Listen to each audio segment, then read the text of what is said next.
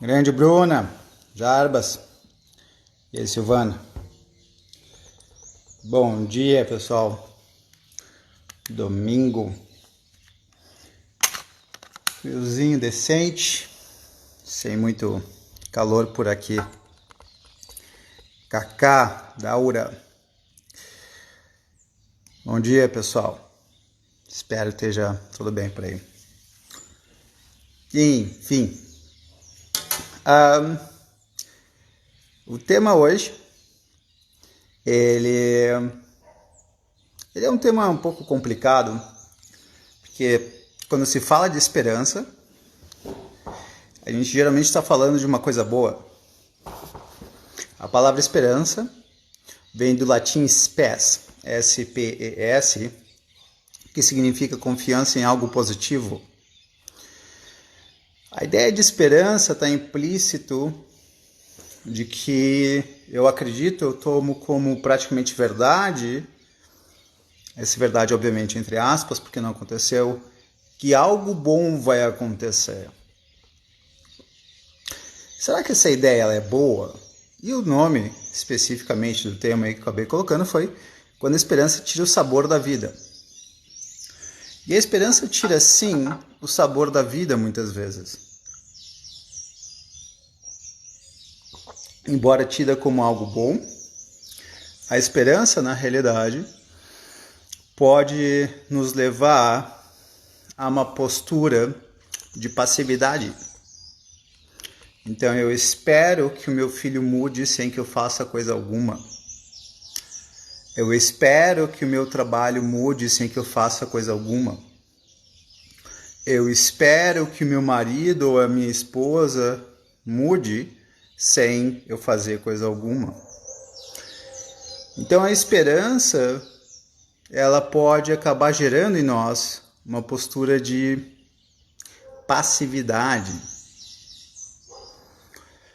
Mais ainda, quando a própria ideia de nós termos esperança, ou seja, confiarmos que alguma coisa positiva vai acontecer, essa ideia não deixa de ser uma ideia agradável, inclusive.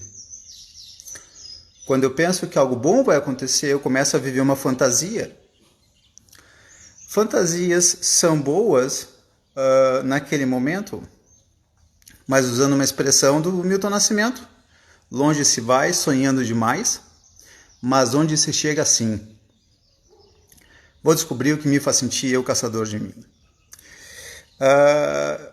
A esperança nos leva a viajarmos longe, a pensarmos grandes coisas e ao mesmo tempo a tolerarmos o nosso presente ruim. Então, pessoas muito esperançosas podem ter vários bons momentos agradáveis porque, de alguma forma, a ideia de que as coisas vão melhorar nos acalenta. A esperança nos torna mais calmos, mais passivos. A esperança, via de regra, é colocar nossa energia em alguma coisa, muitas vezes, que nos torna irresponsáveis frente àquilo. Então, a esperança, muitas vezes, nos faz continuar vivendo mal. E é nesse sentido que a esperança tira o sabor da vida. Claro, a nossa esperança, muitas vezes, com relação à mudança do outro...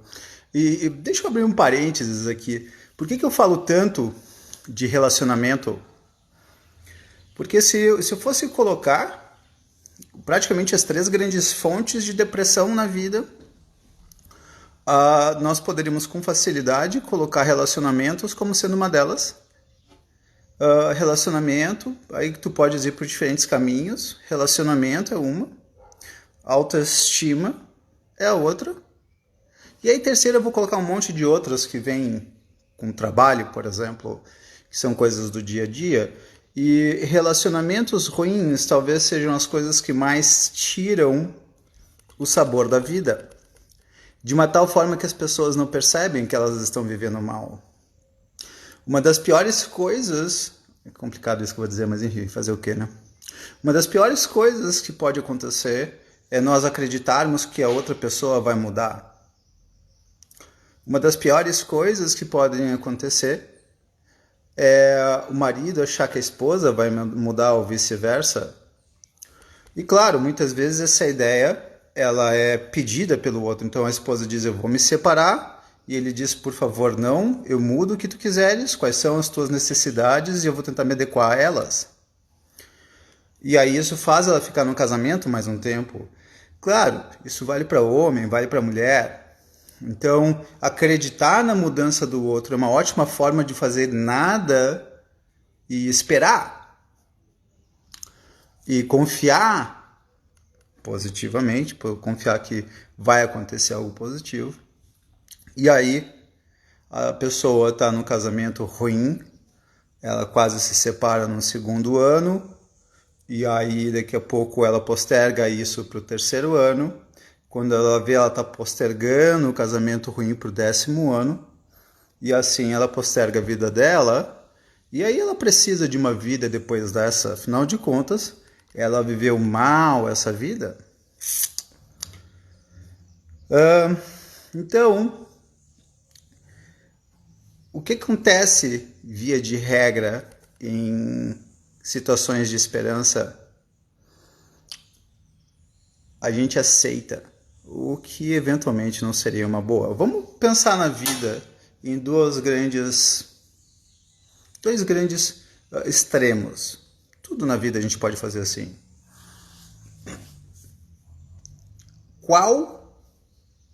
O que está dentro do meu controle, num extremo, completamente dentro do meu controle, e o que está completamente fora do meu controle, e entre esses dois, uma enorme quantidade de contrastes.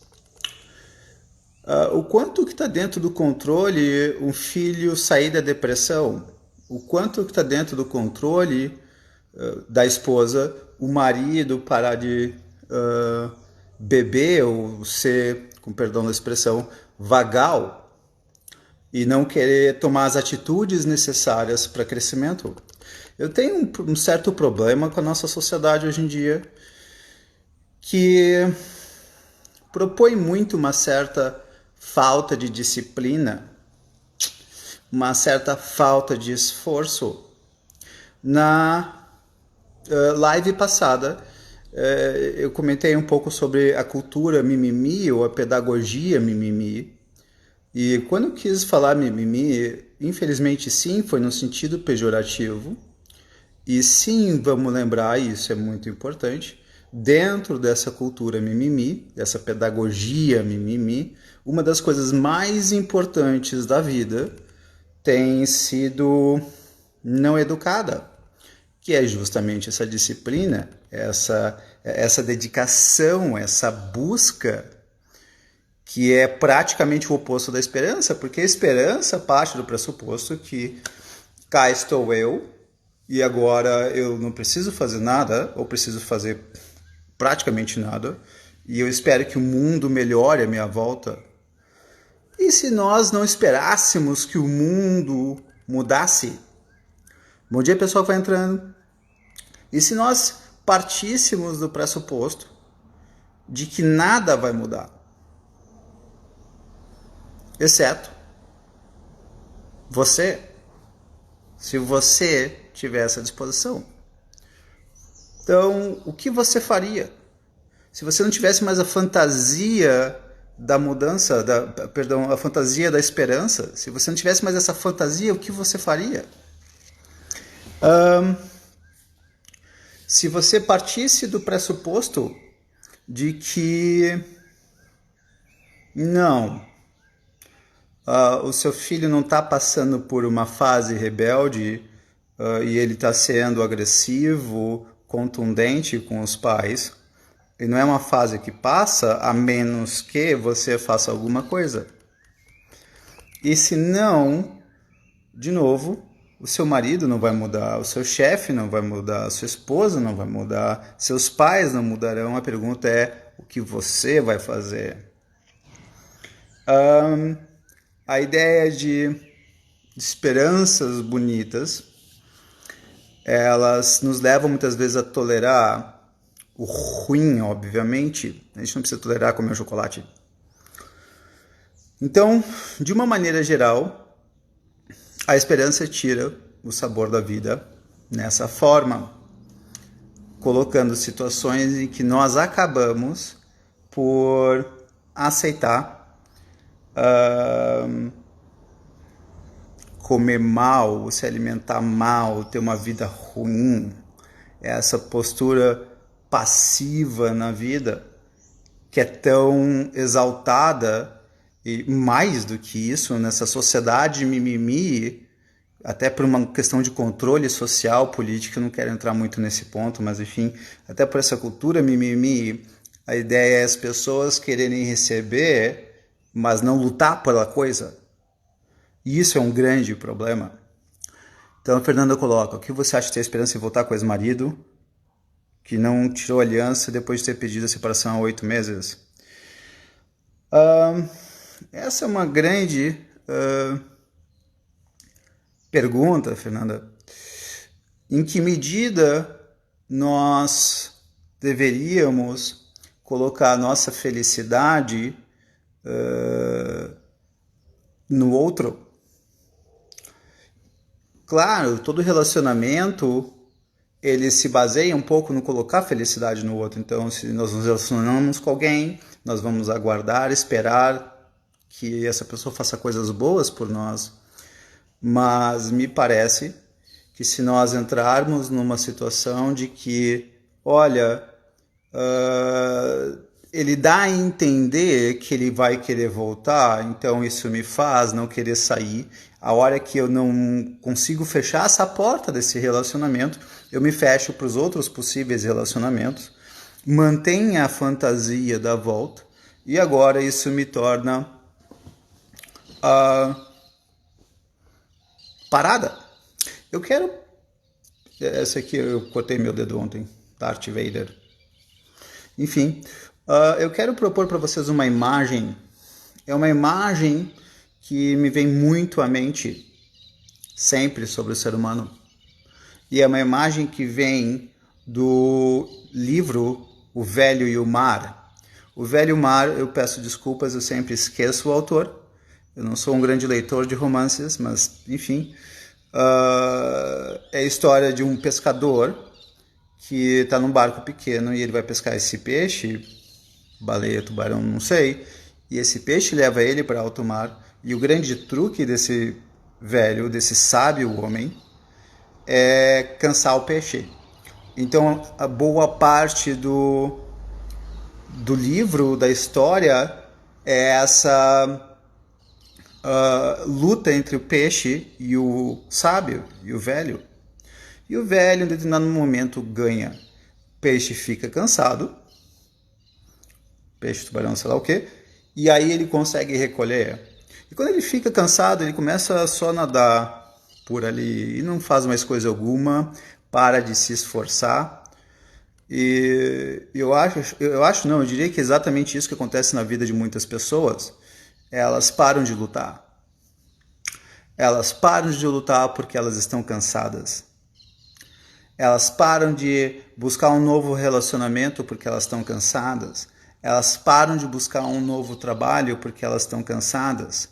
As pessoas acabam morrendo em vida, com a vantagem de que elas podem, por assim dizer, dar uma de fênix e ressuscitar, retomar a energia. Então o problema, talvez, não sei se eu estou respondendo a tua pergunta, Fernanda, mas o grande problema muitas vezes é que a fantasia de voltar a um relacionamento te leva a não conseguir superar esse relacionamento, a não conseguir buscar a coisa. Tem um truque não é exatamente um truque, um artifício, enfim.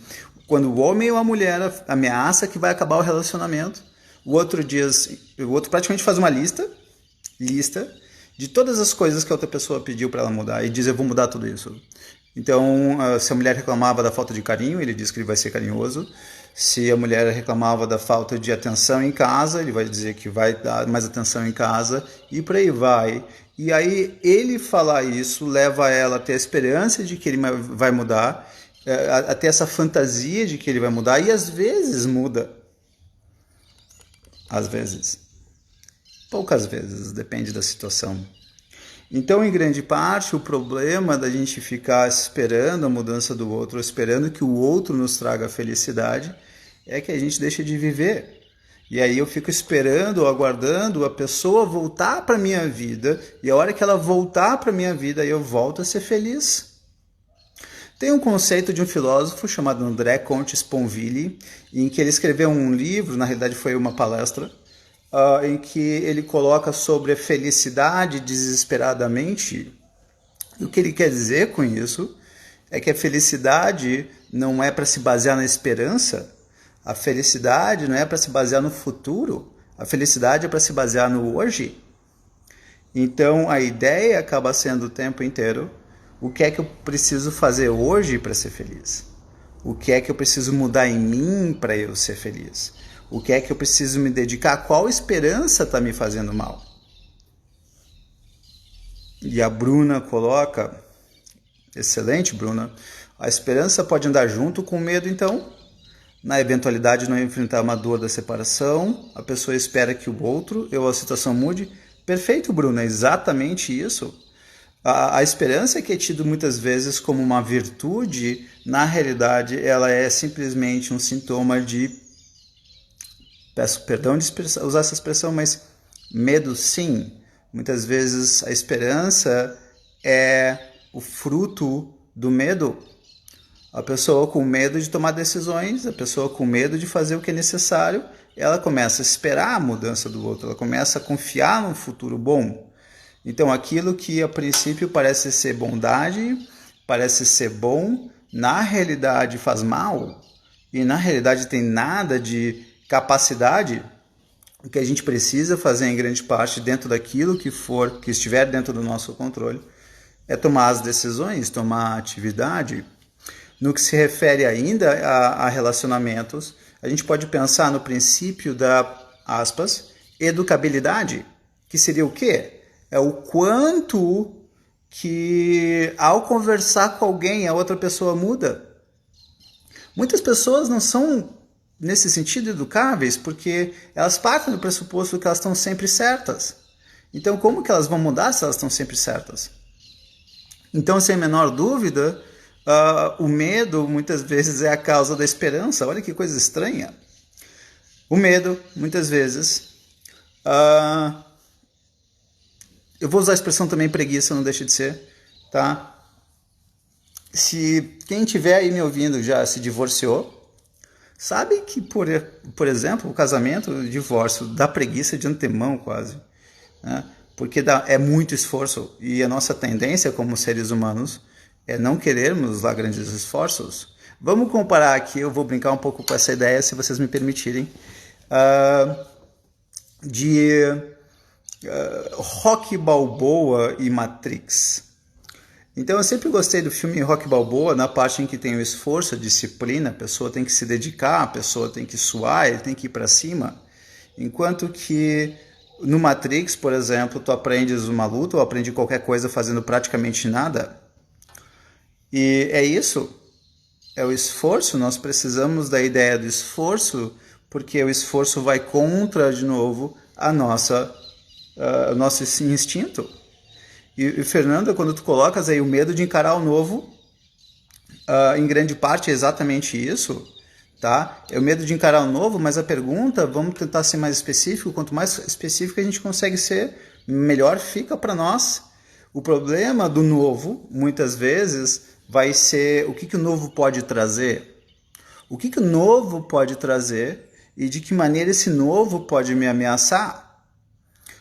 O novo, Ele pode ser... Imagina que a pessoa parte do seguinte pressuposto: eu vou me separar e eu vou ter um relacionamento super legal daqui a uma semana, e aí o medo do novo vai fazer assim.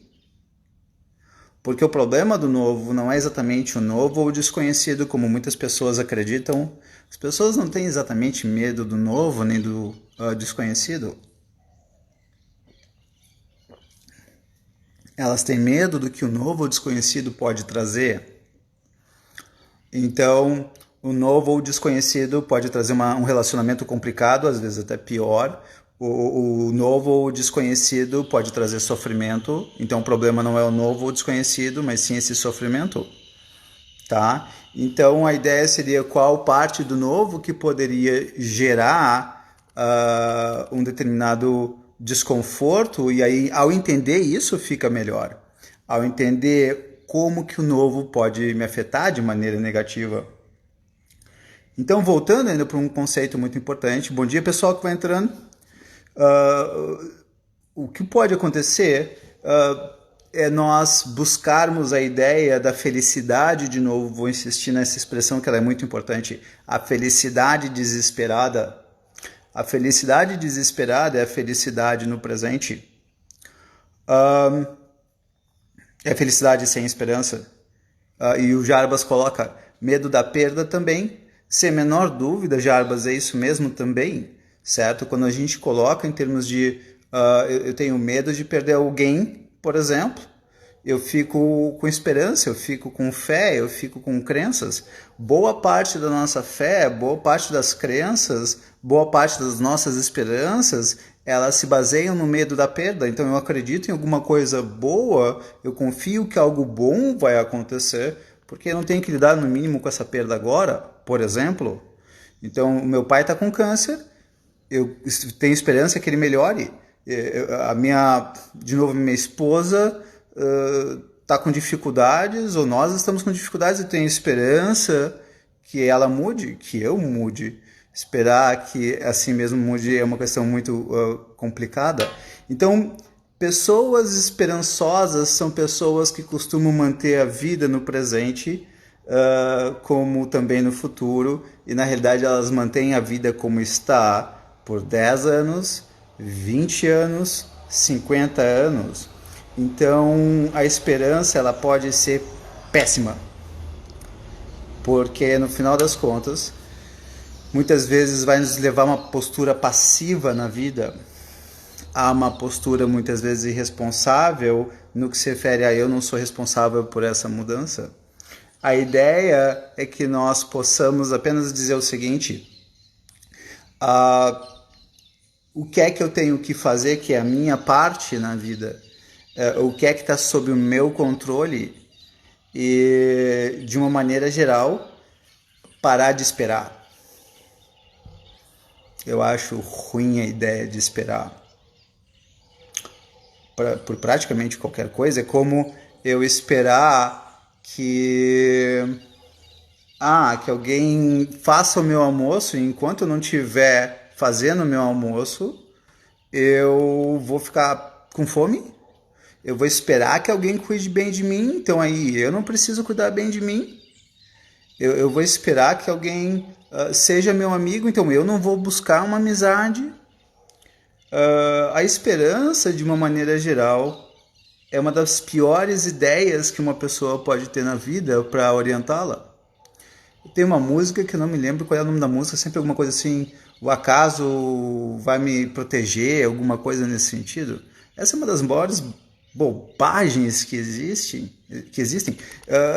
De uma maneira geral, o acaso não nos protege de coisa alguma. Claro, a gente tem sorte muitas vezes, mas daí é ter esperança e ter uma esperança de uma vida boa, esperar que as pessoas façam coisas boas por nós, então a gente não precisa fazer, ou que o mundo mude. Eu não diria que é uma boa ideia nós dedicarmos ou nos esforçarmos em termos muita dependência de alguém para nós sermos felizes. Na realidade, essa ideia de depender de alguém para ser feliz eu acho meio complicado, Tá? De novo, no relacionamento isso em grande parte é razoável, é saudável, só que de uma maneira geral, se uma pessoa disser para mim, Baiar, eu não consigo fazer coisa alguma sozinha, eu dependo do meu marido, ou do meu filho, ou da minha filha, ou seja lá de quem for, obrigado, Jaque. Então, música dos Titãs, Epitáfio, ok, é isso aí, de uma maneira geral, o acaso não protege ninguém, certo? Então vamos tirar os contos de fada, vamos tirar as fantasias da vida e buscar vivê-la. Então diminuir a esperança e aumentar os atos, a disciplina, o esforço para fazer aquilo que está dentro do nosso controle, tá? Eu entendo muito bem o quanto que a esperança ela é agradável. O quanto que é agradável pensar na ideia de que as pessoas vão melhorar, de que o mundo vai melhorar, mas isso nos coloca numa postura passiva. E vamos pegar agora a pandemia, já que, claro, a gente está no meio da pandemia, vamos falar um pouco da pandemia. Imagina alguém que vira e diz o seguinte, e muitos estão fazendo isso, quando a pandemia acabar, aí eu vou fazer X, Y ou Z, certo? Quando a pandemia acabar, pessoal, em teoria, a gente pode dizer que a pandemia só vai acabar de fato o dia que praticamente quase todo mundo estiver vacinada. E aí, não apenas isso, vai que seja uma variação da influenza, que é mutação genética anual. Tanto é que todo ano tem que tomar uma nova vacina, porque mudou o vírus, mutou.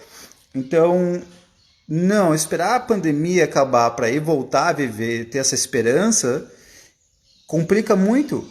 Seja no que se refere a trabalho. Eu já tive pessoas dizendo para mim, em abril, março, Baiar, começou a pandemia, eu estava me divorciando, e enfim, começou a pandemia, e agora não é um momento adequado para isso. O que acabou acontecendo? Ora, ela está 6 meses num relacionamento que ela já era para ter acabado há 6 meses, ou quiçá 1 ano, 2 anos, vai saber. Então a pessoa está esperando de novo a esperança, ela está esperando coisas boas acontecerem para então elas tomarem as decisões dela. Elas estão colocando a felicidade delas em uma situação que não está sob o controle delas. Algumas pessoas me conhecem, sabem que eu gosto muito de uma ideia do Sêneca, que coloca, faça o que de ti depende, de resto seja apenas firme e tranquilo. Ora, o que é que depende de você? O que é que está sob o seu controle? O que é que você está colocando como esperança que na realidade está te fazendo mal? Muito mal. A ideia de dependência de uma pessoa em relação a outra, claro, eu não estou falando de situações específicas, eu dependo de um médico para fazer uma cirurgia cardíaca em mim, sem ele eu morro, eu não estou falando desse tipo de dependência, mas imagina alguém que diz assim, eu não sei ficar só, então eu dependo. Então eu só vou sair de casa a hora que minha esposa voltar, eu só vou sair de casa a hora que meu marido voltar, eu só vou sair de casa a hora que meu filho voltar, eu só vou sair de casa a hora que meu amigo ligar, eu só vou no restaurante a hora que eu tiver um amigo, ou eu só vou viver a hora que tiver alguém. Eu estou esperando as pessoas. Não é uma boa esperar as pessoas, outras pessoas, para nós começarmos a viver as nossas vidas.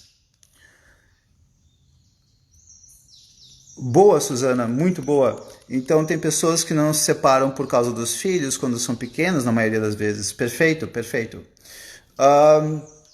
Quando a gente pensa em termos de separação, a gente pode pensar numa mudança existencial. Eu gosto muito dessa ideia.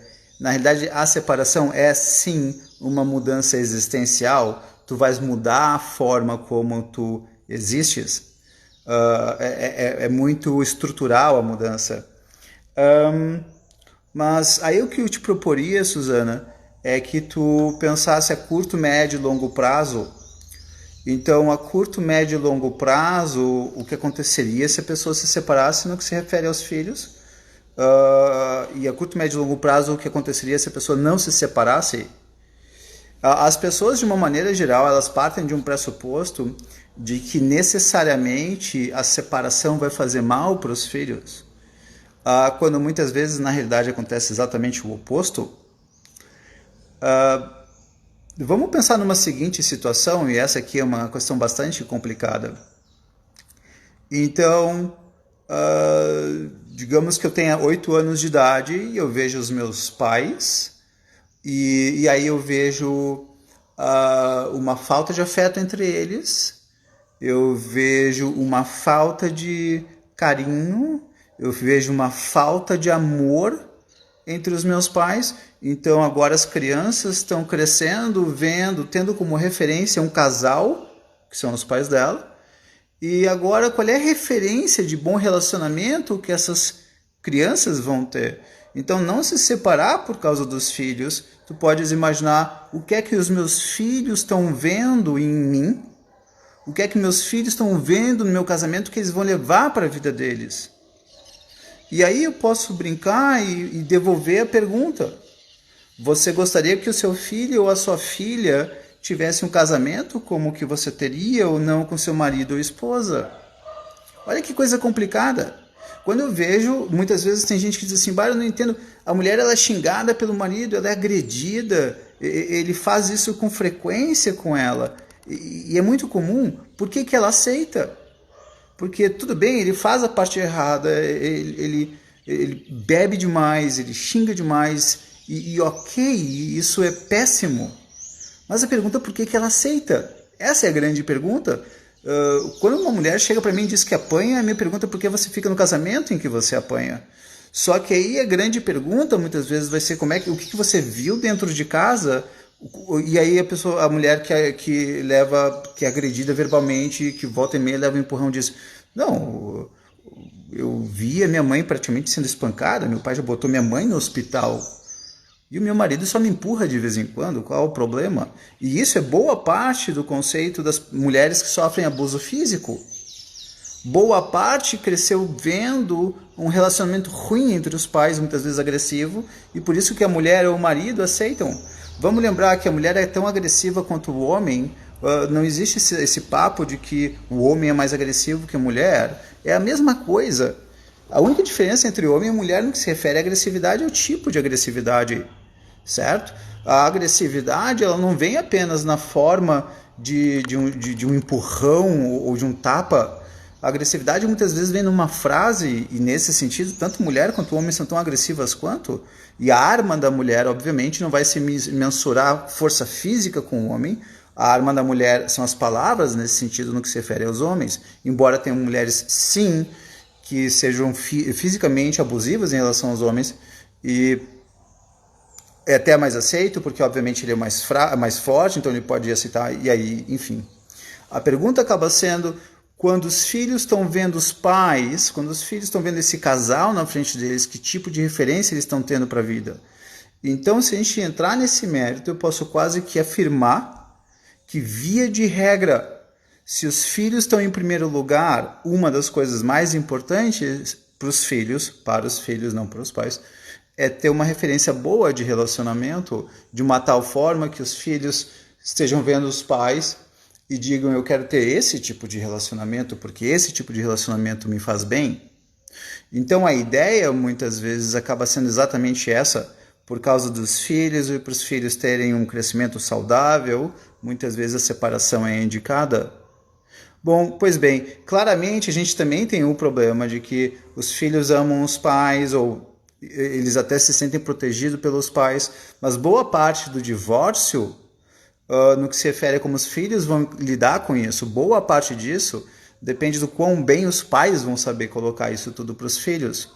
Muitas vezes, se os pais colocarem para os filhos o divórcio como sendo uma coisa péssima, sua mãe nos abandonou, o seu pai nos abandonou, o seu pai não te ama o suficiente para querer ficar com você, a sua mãe não te ama, e fazendo tudo isso que seria chamado de alienação parental. Se isso começa a acontecer, o que na realidade de fato pode se dar como consequência é que a criança pode lidar muito mal com a separação dos pais. Eu não estou dizendo que as crianças vão necessariamente gostar no primeiro momento, mas a médio e longo prazo para os filhos pode ser bastante interessante a ideia dos pais se separarem, principalmente se existir agressividade e variações.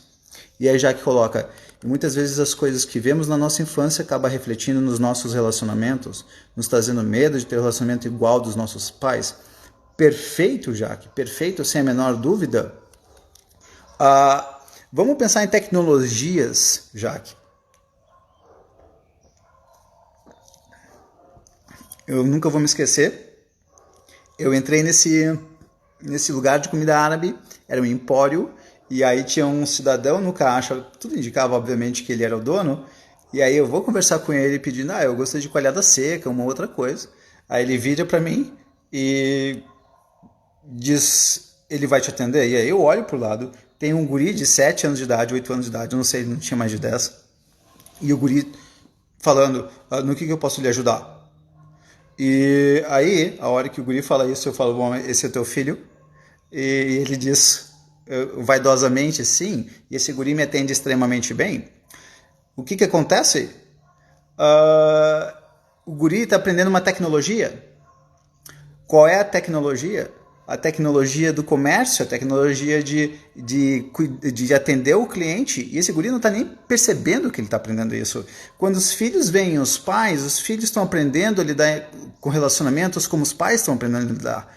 E muitas vezes não estão aprendendo a lidar com... eles não estão aprendendo uma tecnologia boa de como se relacionar. Pensem nos pais de vocês, o quanto vocês gostariam de ter os relacionamentos dos pais de vocês. E tudo bem, vocês até podem dizer, não quero ter, mas no final das contas vocês não sabem, nós não sabemos, nós não aprendemos em casa. Então, de alguma forma, a gente vai ter que aprender como fazer para ter um relacionamento bom. Então, muitas vezes nós não queremos ter o relacionamento dos nossos pais, mas a gente também não sabe ter um relacionamento diferente. E aí, Armando coloca, me separei com o filho, decisão mais difícil que eu já tomei, mas pensando nele, pois a realidade dele sempre seria a mesma, os pais seriam separados. Pois é, meu amigo, de fato a ideia de se separar é sempre... Honestamente, se separar dói sempre, não tem papo. Se separar é se cortar, é praticamente tu amputares uma parte tua, com a vantagem que, obviamente, depois ela pode crescer e crescer uma bem melhor. Mas existe a amputação, é uma amputação afetiva, vem com uma série de coisas. O problema é que é mais ou menos assim. Na medicina, quando nós temos um membro gangrenado, se tu não amputas esse membro, ele mata a pessoa. E de uma maneira geral é a mesma coisa com relação à vida e casamento. Se tu não amputas isso vai te matar em vida. Os pais seriam separados. E honestamente, agora eu vou falar uma coisa que vai ser muito difícil de ser dita. Ela é pesada, mas eu vou falar mesmo assim, porque enfim, esse é o ponto. A maioria das pessoas que estão casadas há muito tempo significa que elas casaram muitas vezes antes dos 30 anos de idade, o que significa que a tendência é que escolheram mal. A tendência é que escolheram mal porque antes dos 30 a gente se conhece muito pouco, nós não sabemos muitas vezes conhecer o próximo, então a tendência é que a gente casou de fato amando, apaixonados, mas sem se perguntar o quanto que essa pessoa ela seria adequada para nós, segundo quem nós somos. E pior que isso, não apenas isso, a gente casou com uma pessoa segundo o que a gente gostava na pessoa, só que nós ao longo da vida vamos mudando os nossos gostos, a pessoa pode ir mudando, então aquilo que me fez bem um dia não me faz mais bem. Pensem no quanto que nós mudamos de gostos ou sabores, ou enfim, dos 20 aos 30, ou até aos 30 se quiser. Muito. E gradualmente a gente vai mudando menos. Nós tendemos a mudar menos os nossos gostos com o tempo. Claro, nada disso é muita regra. Então a tendência de um casamento muito longo nesse sentido, quando começou muito cedo, para mim eu não vejo necessariamente com bons olhos. Tá? Casamento longo não significa de maneira alguma casamento bom. Casamento muito longo muitas vezes acaba sendo quase que sinônimo, muitas vezes, eu não estou dizendo sempre, de um casamento ruim. Então, alguém vira para mim e diz, eu vou fazer bodas, sei lá de quanto, eu estou casado há 50 anos, isso não me importa muito. A pergunta é, você viveu bem esses 50 anos? Claro, não 50 anos, ninguém vai viver bem 50 anos, mas você viveu grande parte desses 50 anos bem? Então, pais separados muitas vezes podem ser pais felizes, certo? Claro, existe às vezes essa cultura bastante limitada de que diz, se você se separou, de alguma forma isso é ruim para você socialmente falando. Isso é uma grande bobagem. Pelo contrário, a separação em si significa, em última análise, a finalização de alguma coisa ruim. A separação deveria ser comemorada praticamente quase como um casamento, pelo menos para uma das pessoas. Às vezes é preferível um sofrimento, esforço hoje para então obter um prazer maior depois, a Bruna disse. É exatamente esse o conceito, Bruna, é exatamente esse. Tem uma expressão no inglês que é extremamente estranha de traduzir para o português, que é How bad do you want it? How bad do you want it? A tradução literal seria quão mal você quer isso? E na realidade não é esse o ponto. É o quanto você está disposto a se cortar, o quanto você está disposto a se ferrar, o quanto você está disposto, e aí usando a tua expressão, Bruna, a se esforçar para você conseguir o que você quer. E aí é essa parte, de novo, em que as pessoas, quando elas têm muita esperança, elas não querem se esforçar, elas não querem perder o que elas têm de bom para depois terem uma vida melhor. Não, elas têm muita esperança e a esperança acaba sendo péssima para a vida delas. A esperança, na realidade, tende a manter um status quo, ela tende a manter uma vida ruim. Então, o relacionamento, quando a gente pensa em termos de separação, é de fato um processo que pode ter múltiplas dificuldades, mas um casamento ruim também. Pessoal, pensem, hoje é domingo, alguns já estão fazendo comida, algumas pessoas estão se preparando para o almoço. Do que foi feito o sábado de vocês? Do que foi feito o domingo de vocês? Boa parte foi relacionamento. Relacionamento com os filhos, relacionamento com o marido, com a esposa. E da mesma maneira que vai ser o próximo final de semana, da mesma maneira que foi o final de semana anterior. Ou seja, a nossa vida, boa parte dela, no que se refere a lazer, a momentos de lazer, não de trabalho, boa parte dela é de relacionamentos. Imagina vocês passando a vida com relacionamentos relativamente ruins, porque tem esperança que o outro mude, e muitas vezes fica aquela coisa de não, eu vou esperar, de repente, como eu já ouvi, obviamente, várias vezes, eu vou esperar meus filhos terem uma determinada idade para conseguirem lidar melhor com a minha separação. Quando que um filho lida bem com a separação dos pais? Pessoal, eu já vi filhos chorando de mais de 30 anos de idade, praticamente querendo obrigar os pais de mais de 60 a se manterem juntos. Quando que os filhos estão prontos para lidarem com a separação dos pais? Se vocês pegarem um filho de 50 anos hoje capaz de ter dificuldade de lidar com a separação dos pais de 75, então quando que vai até onde esperar os filhos terem 15 anos, 18 anos, não tem nenhuma garantia que eles vão saber lidar com a separação dos pais. E diga-se de passagem, nesse sentido aí também é uma questão um pouquinho complicada. As crianças estão pensando no umbigo delas, elas não estão pensando no que seria bom para os pais. E daqui a pouco a mãe que está esperando o filho ter 18, olha, mas o filho tem 5 ou 6, então eu vou esperar ele ter 18 para então eu começar a viver minha vida. Então na realidade eu vou esperar mais 12 ou 13 anos para eu viver essa parte da minha vida. Em que medida é razoável tudo isso?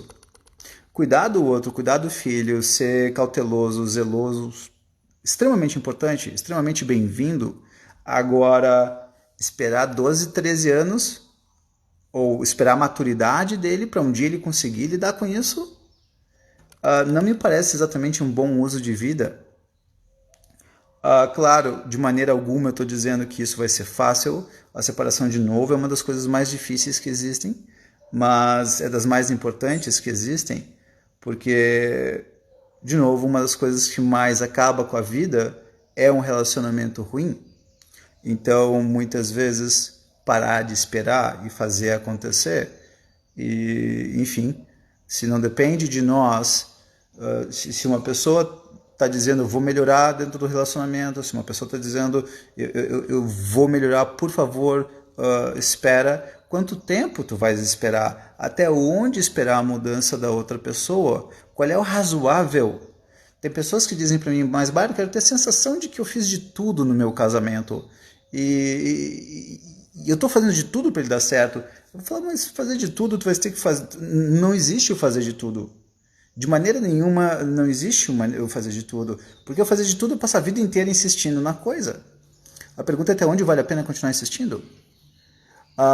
Armando coloca, pensar em esperar é ainda mais cruel com o outro, pois ele nem pensa nisso.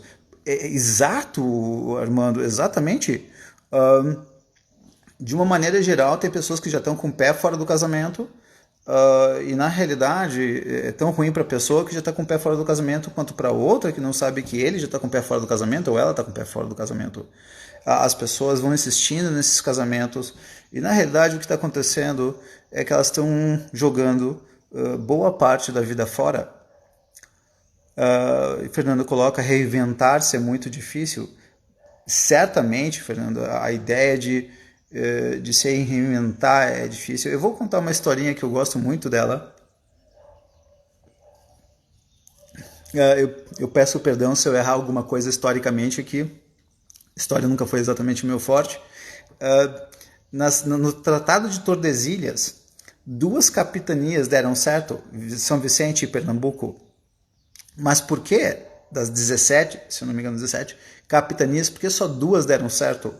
Porque São Vicente e Pernambuco conseguiram passar pelo que se chamava de período de carência, que era o período entre tu plantar a cana-de-açúcar e a cana-de-açúcar dar resultado. Então eram 3 anos que a pessoa só ia investir, 3 anos de investimento com 0 de retorno.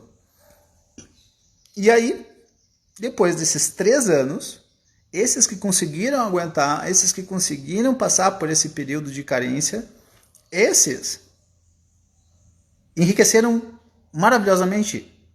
Então, de uma maneira geral, se nós não soubermos passar por períodos de carência, então, qual que seria nesse sentido? A gente está falando de divórcio, né? Mas é isso mesmo. Então, eu resolvo me separar. E agora eu vou ter um período de carência. Nesse período eu vou sentir faltas. Eu vou ter que lidar com problemas. Eu vou ter que lidar com caída financeira. Eu vou ter que lidar com o que os outros vão pensar. A gente perde amigos. Nós muitas vezes somos mal vistos. Nossa, aquela pessoa se separou e foi ela que decidiu, ela é uma má pessoa. Uma bobagem sem fim. Mas como é a opinião da maioria das pessoas? Uma bobagem sem fim. Porque na realidade a maioria das pessoas elas não estão julgando bem a situação porque elas não estão entendendo. Tu precisa antes entender. Não, calma aí, aquele cidadão se separou, ela se separou, mas calma aí, deixa eu tentar entender por que ela se separou, como é que era o casamento. É verdade que muitas vezes ela não vai saber, mas mesmo assim ela vai julgar. Ela vai julgar e vai, no geral, colocar a pessoa que decidiu se separar como sendo a grande algoz. E muitas vezes a pessoa que decidiu se separar é a pessoa que estava sofrendo. Muitas vezes a pessoa que decidiu se separar, aspas, se é que dá pra gente colocar dessa forma, muitas vezes existe sim a vítima do relacionamento, era ela que estava sofrendo mais. Tu perguntas muitas vezes para pessoas que me procuram então com dificuldades de relacionamento, eu pergunto para a pessoa, e para o seu marido ou para sua esposa, como é que está o casamento? E a pessoa diz, normal. O casamento está tranquilo. O problema é para outra pessoa que está em terapia. Então aí essa pessoa de repente resolve se separar e agora ela é algoz. Não é algoz, não é que um é bom, outro é mau, mas enfim, é assim que as pessoas gostam de julgar. Por isso que o julgamento da maioria não me interessa tanto. Então, muitas vezes, Fernanda, aí a questão de se reinventar, ela é muito importante, sem a menor dúvida. Só que muitas vezes, na realidade, a separação, quando a gente pensa nesses termos, eu colocaria talvez 2 grandes regras. Uma é passar por essa época que a gente pode chamar de uma época de carência, onde uma série de coisas vai faltar. Isso é verdade. E aí lidar com isso. E aí, nessa época também, sempre valem 2 outras ideias muito importantes para nós, que fariam parte dessa reinvenção que você está falando. Então, uma coisa é a carência, sem a menor dúvida, muito importante. Saber lidar com a carência, com a falta. Então, isso é muito importante. Ao mesmo tempo, nós também nos fazermos sempre 2 perguntas. O que é que eu preciso mudar em mim? Eu preciso mudar em mim. Não o que a outra pessoa precisa mudar, não o que o mundo precisa mudar, o que eu preciso mudar em mim. Quais as características que eu possuo que dificultam o relacionamento? Então esse é um aspecto fundamental e aí é onde seria de repente a reinvenção. Outra parte da reinvenção, e essa sim também é bastante complicada, diga-se de passagem, que é, bom, ok, como escolher alguém para mim? Será que eu sei escolher alguém para mim? Será que eu estou sabendo escolher alguém para mim? Tem mulheres, tem homens que repetem os mesmos tipos de relacionamentos por anos. Eles se separam e, sem a menor dúvida, eles ainda pegam outras pessoas similares. Grande Paula.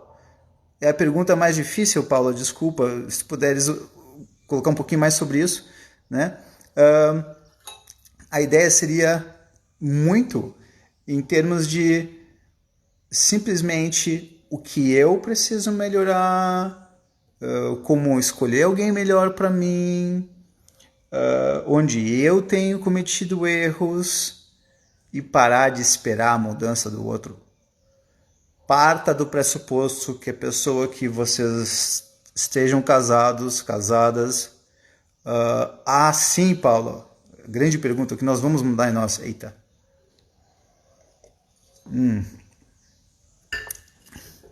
Passou do meio-dia, pode. Pois é, Paula, vamos brincar então com essa tua ideia aí, que eu acho ela fantástica. O que nós precisamos mudar em nós mesmos?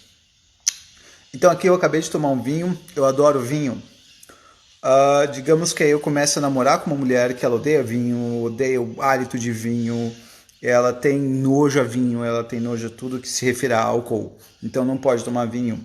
Ela é linda, ela é inteligente, ela é perspicaz, ela é afetiva, ela é muito legal. Eu mudo o meu hábito de tomar vinho, que é uma coisa que eu adoro, para então eu conseguir ficar com ela, porque ela não gosta disso a meu respeito. Não, nem a pau, Juvenal. Porque para mim é um hábito bastante saudável dentro de um determinado limite. A grande ideia acaba sendo eu me olhando de fora. Será que eu gostaria de ser quem eu sou? Eu gostaria de ter a mim como amigo? Se eu estivesse me relacionando com um baiar, quais características eu teria de chato?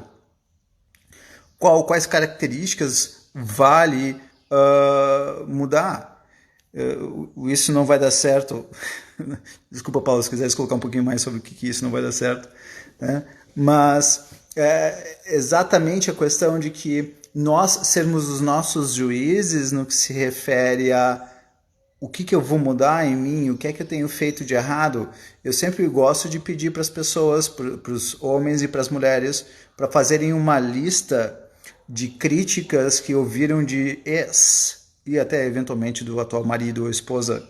Fazer uma lista de críticas.